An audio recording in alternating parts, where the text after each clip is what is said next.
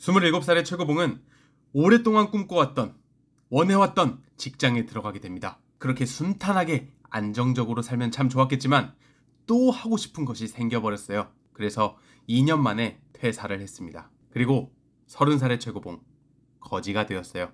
거지 중에서도 으뜸이라는 야생거지가 되었습니다.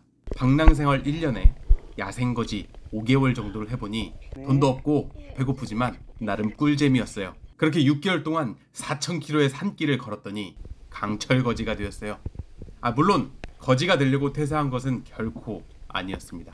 흘러가는 대로 흘러 가자. 여기까지 오게 된 거예요. 최고봉 이야기 첫 번째, 방랑생활 시작합니다. 맛있어.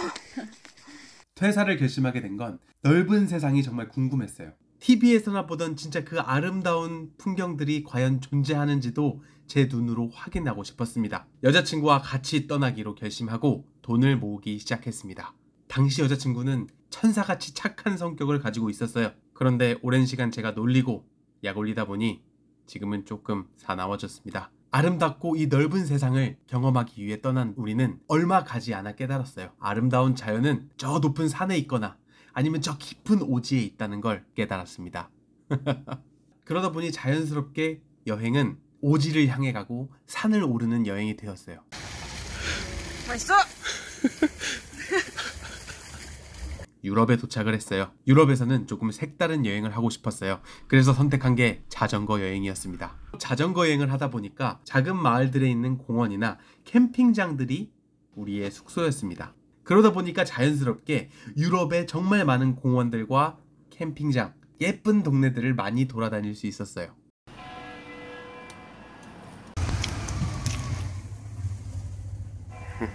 아프리카에 도착했습니다.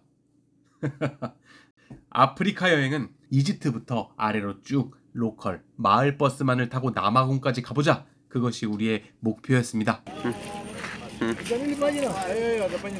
그동안 오지 여행을 많이 해봤다곤 했지만 아프리카는 역시 아프리카였어요. 아주 열악하고 굳이 오지 마을을 찾아갈 필요가 없습니다. 버스에서 내리면 그냥 그게 다 오지 마을이었어요. 그렇게 어느덧 이 길바닥 생활이 익숙해지고 야생 거지가 점점 되어가고 있었습니다. 오지 여행을 하도 다니다 보니까 이제 굳이 언어가 통하지 않아도, 말이 통하지 않아도 상대방하고 소통하는 신기한 능력이 생겼습니다. 한국말로 말해도 상대방이 다 알아들어요.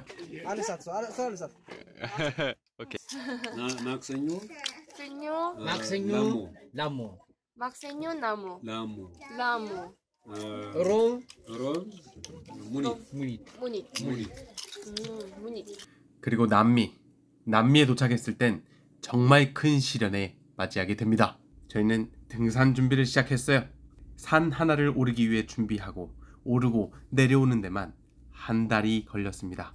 남미 대륙에서 가장 높은 산이었어요. 6,900m가 되는 엄청 높은, 엄청 어려운 산을 도전을 하게 됩니다. 그 전에 올라갔던 킬리만자로나 엘브루즈 산과는 비교가 할 수 없는 고난이도의 산이었지만 도전을 했어요. 그리고 당연하게 고산병에 시달렸습니다. 그리고 그 산의 정상에서 전 기억을 잃었어요. 고산병이 심해지면 마탱이가 간다고 표현하는 그런 증상이 오고 만 것이죠. 그때 저희 바깥 양반이 제 목숨을 구했어요. 저는 그래서 그날 이후로 제 목숨은 저희 바깥 양반 거예요. 아콩카구아라는 남미 최고봉을 오르고 저희 여행엔 더 날개가 돋았어요. 하지만 그 기쁨도 잠시 가지고 있는 짐을 전부 털렸습니다. 하필 가장 비싼 장비들, 카메라, 여권, 돈이 들어있는 가방을 통째로 털렸어요. 저희에겐 어마어마하게 큰 시련이었습니다. 하지만 전 괜찮았어요. 가장 소중한 건 털리지 않았기 때문입니다. 가장 소중한 우리 바깥 양반은 그 자리에 있었기 때문이에요. 그날 느꼈습니다. 내가 가진 모든 걸 다 잃어도 우리 바깥 양반만 있으면 세상 재밌게 살 수 있겠다. 통장에 돈이 아주 조금 남아 있었어요. 그리고 그 남은 돈으로 더욱더 가난한 여행을 하기 시작했습니다. 하지만 그래도 즐거웠어요. 그렇게 저희는 또 오지 여행을 계속 이어가기 시작했습니다. 그리고 드디어 본격적인 야생의 삶을 시작합니다. 멕시코 국경부터 캐나다 국경까지 4,300km의 산길을 걷는 극한의 도보 여행이라고도 불리는 그 여정을 시작을 했어요. 너무 힘듭니다. 여기는 사막이에요. 모하비 사막을 지나가야 돼요. 사막 구간에서 가장 어려운 건 물을 구해야 됩니다. 물을 구하기 위해 반드시 정해진 거리를 걷지 않으면 위험에 빠질 수도 있어요.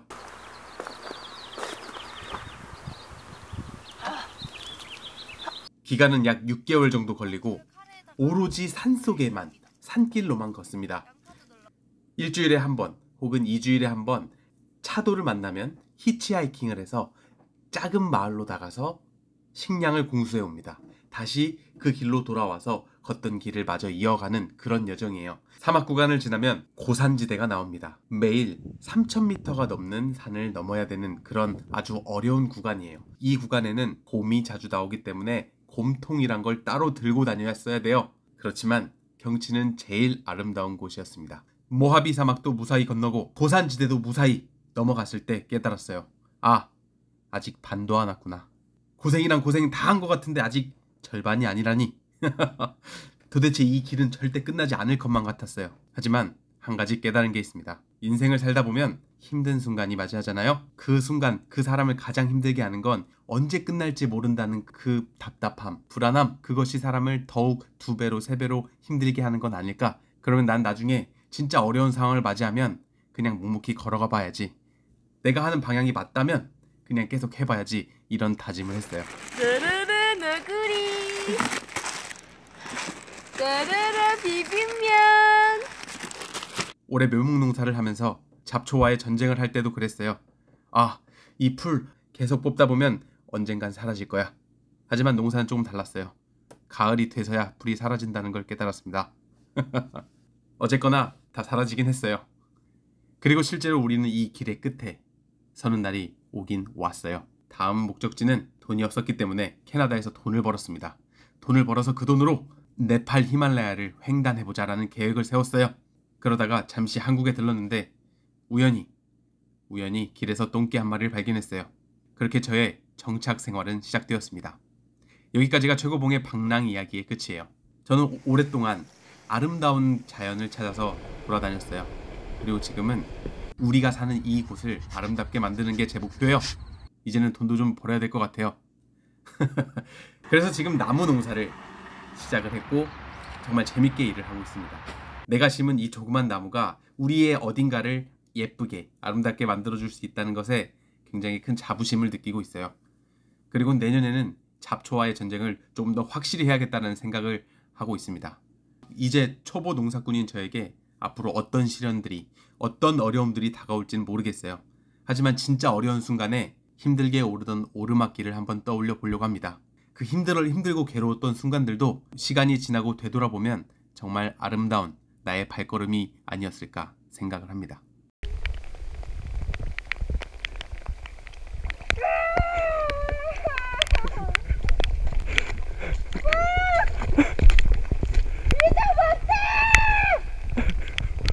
최고봉 이야기 여기서 마치도록 하겠습니다. 뿅! 뿅! 뿅! 최고봉이었습니다.